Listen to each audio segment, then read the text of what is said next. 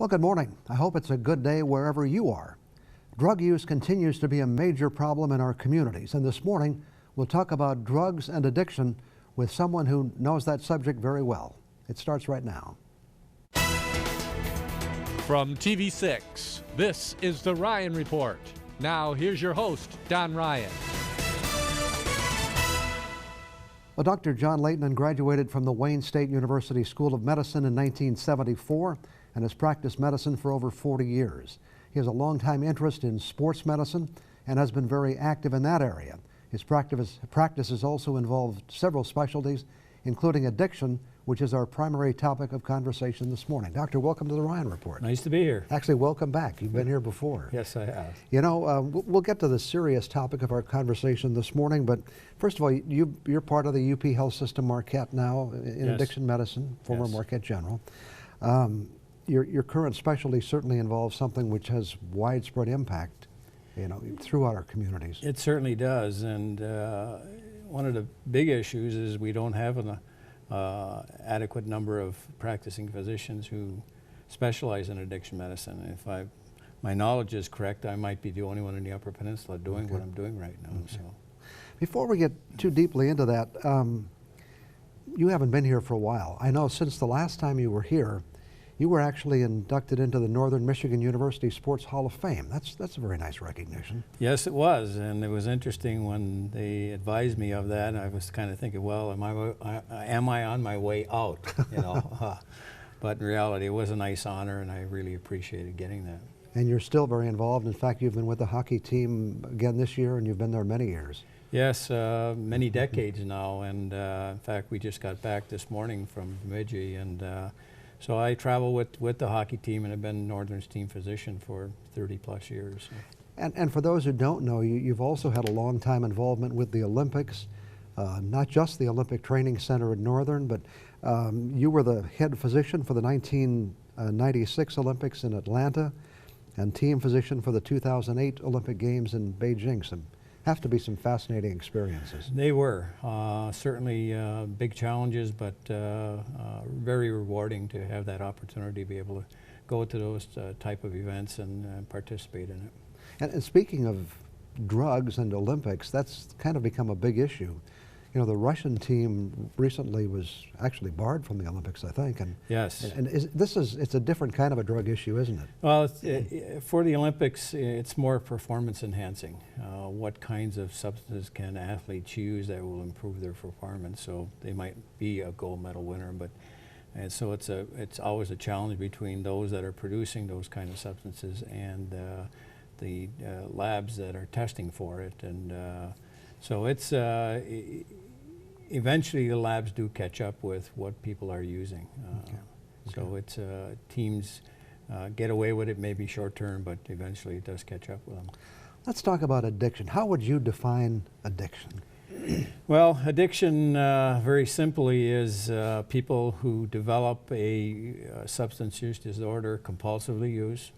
They're unable to control the use. They continue to use despite adverse consequences. They have ongoing cravings and deny they got a problem. That simplistically is what addiction is all about.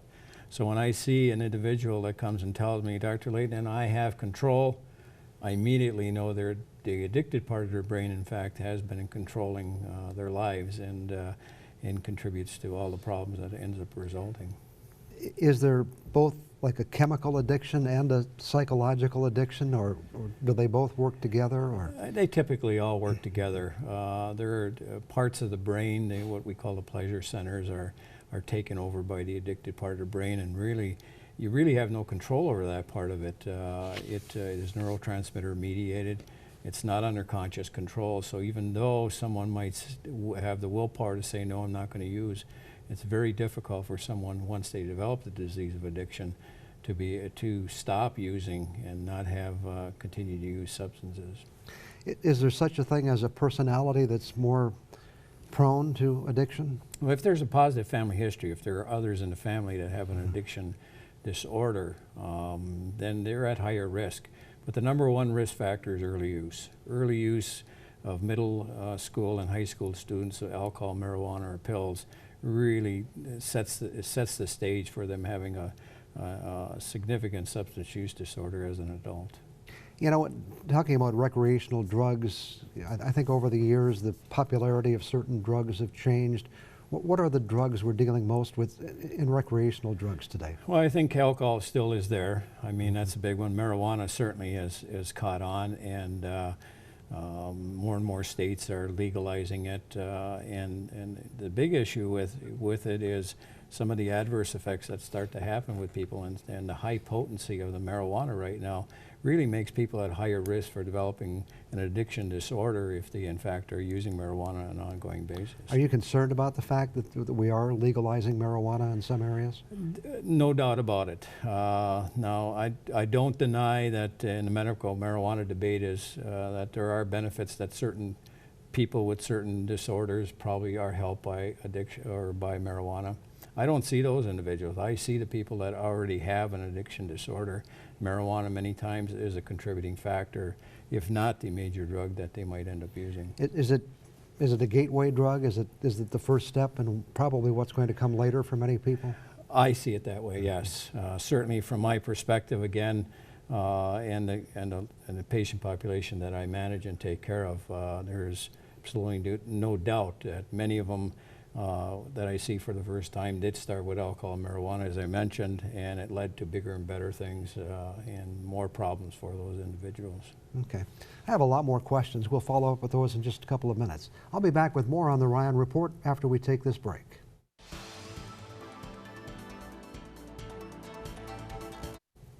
Again, our guest this morning is Dr. John Layton, and the subject is addiction.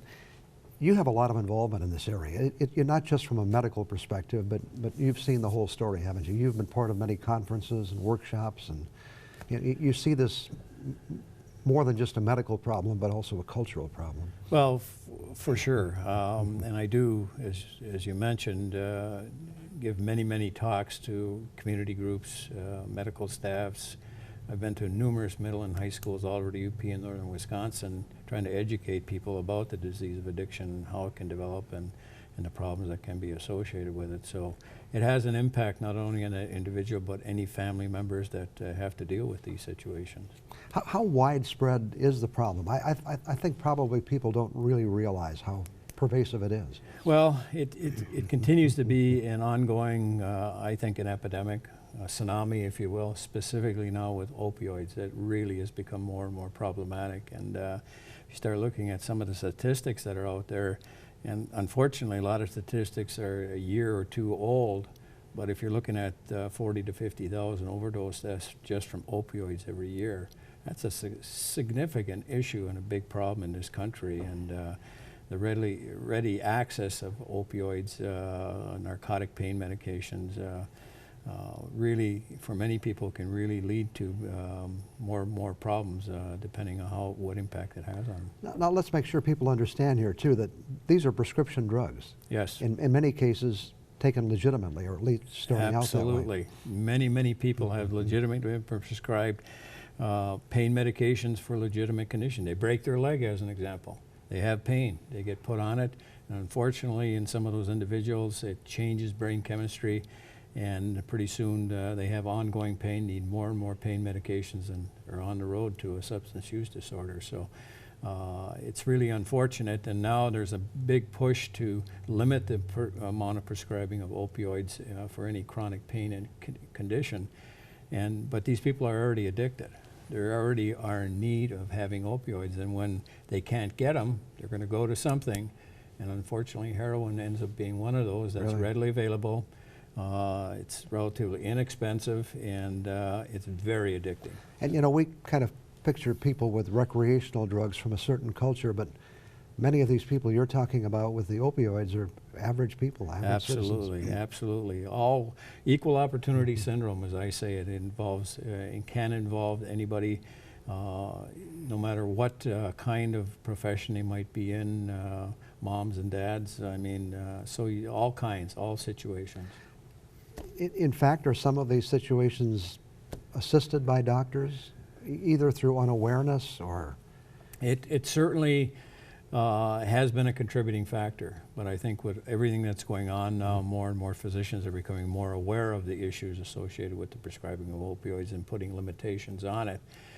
So that's going to help down the road as far as a preventative type of thing. The issue is, how about all those people that are already addicted? How are they going to be managed and taken care of in order to try to get their diseases under control? We hear a lot about the problem with senior citizens. Some doctors just kind of give up and say, well, you know, it's easier to continue prescribing these drugs. And yes, I'm sure that's the case. And there are people out there who are, say, chronic pain medications that don't abuse them, don't become addicted to them, take them as prescribed, and do very well with them.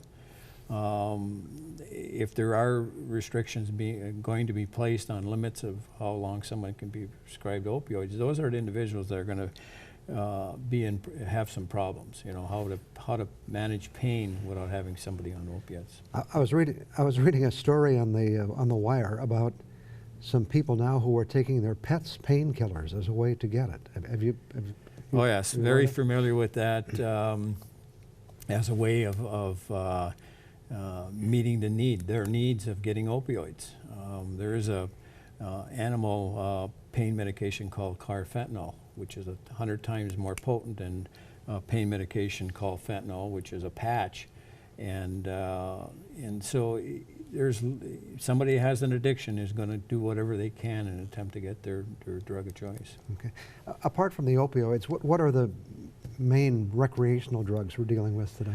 I think alcohol and marijuana still are the primary ones. You know, alcohol is a legal drug. Marijuana is becoming more and more legalized in many, many states right now. We hear a lot about methamphetamines. This seems to be a pretty widespread problem. Very, very problematic, and the ease with which it can be made. It is, like heroin, very, very addictive. It's amazing how many times people can just use it 1 or 2 times and they're instantly addicted with it. That's how powerful some of these drugs are, depending on the potency of what's being manufactured. So there's danger involved when people start to use these things. I think that's an important point to make, that 1 or 2 uses can actually lead to a life of addiction. Absolutely. You know, it's always been debated, is there such the concept of instant addiction? But I see it. There isn't a week goes by that I don't see a new patient that 1 or 2 uses of a highly addictive drug, and they develop this disorder and then have a lifelong problem of having to deal with it. Okay. Let's talk about what we can do about it when we come back. Back with more on the Ryan Report in just 2 minutes.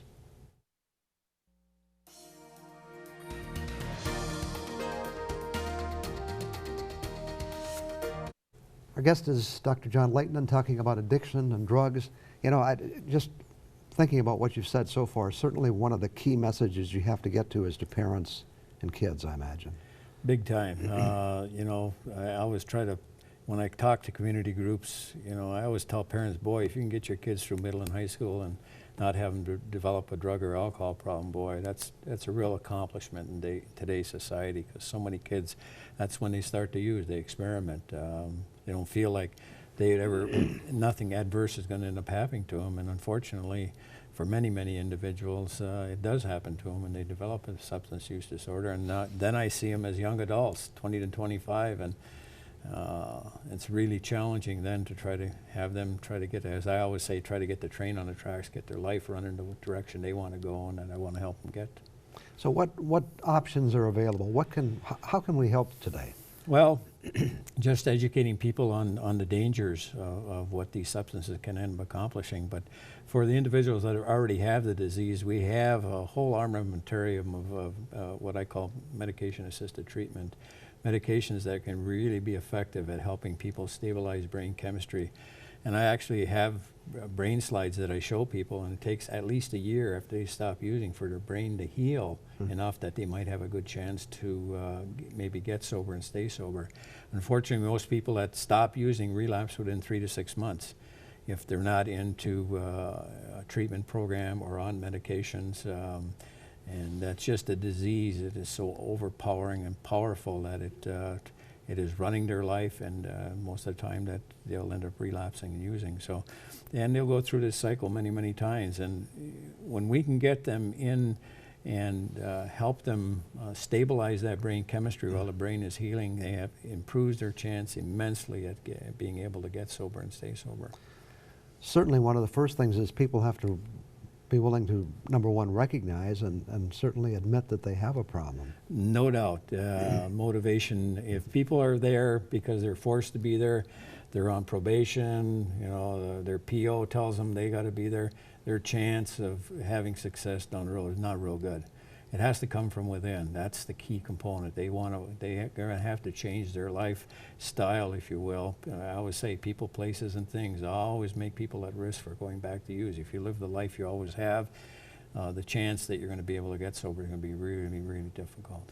Now, you have mentioned alcohol too, and certainly it is a drug, and it's an addictive substance. But for many people, it's not. So how do we differentiate between those who can and those who can't? Well, you know, it can be very difficult. Again, the issue with alcohol is people can be social users, and it doesn't seem to have, they can stop. And if they get in a little bit of trouble, they can stop using. But people with addiction can't. They can justify their use. They'll always find reasons why they have to use, whether it's their anxiety, their depression, they can't sleep, they got whatever myriad of things that they'll come up with to justify their use. So again, the more you use, the longer you use, the more that it can change brain chemistry and unfortunately develop a substance use disorder. So we see, and quite frequently, I see a large number of retired individuals have a lot of time on their hands and start with a little bit of alcohol and continue to use a little bit more and more, and can really be problematic. So I have a large number of patients that I see that are 70, 80 years old, significant alcohol problems. Not as much with opioids and other substances, but alcohol readily available and too much time on their hand, and they can develop some significant problems with it. What's it like spending most of your life dealing with drug addicts and alcoholics? Well, it's a commonly asked question of me, and for me, it's been some of the most rewarding things I've ever done in medicine, and been doing it as many decades as I have. Because if I'm able to help someone get sober, they're appreciative. Their families are absolutely very appreciative that you know, they get their moms and dads back, they get grandma and grandpa back, the kids are happy, you know. So life is better all the way around. So that's what the challenge is, but at the same time, it can be very rewarding. We have only about a minute left. What's the message to that person out there who might be thinking, you know, perhaps I need some help? Well, you know, admitting that there is an issue, they can always schedule and come and see me. I see new patients every week from all over the Upper Peninsula. You know, from Ironwood to the Sioux, Menominee to the Copper Country, travel long distances because they don't have resources in their community that can evaluate this problem and make recommendations on how these people can be helped. So I'm a resource. There are substance abuse counselors and treatment facilities in many, many communities. It's accessing them for help certainly would be one of the things they could consider doing too. Okay. Thanks very much for coming in today and talking to us. Pleasure. It's a big subject, but also thanks for what you do. You know, it's like, as you say, you're the only doctor doing this in the Upper Peninsula, so it's good to have you available to help people. Appreciate it. Thanks very much, Doctor. You bet. Okay, I'll be back with some other thoughts for you in a couple of minutes.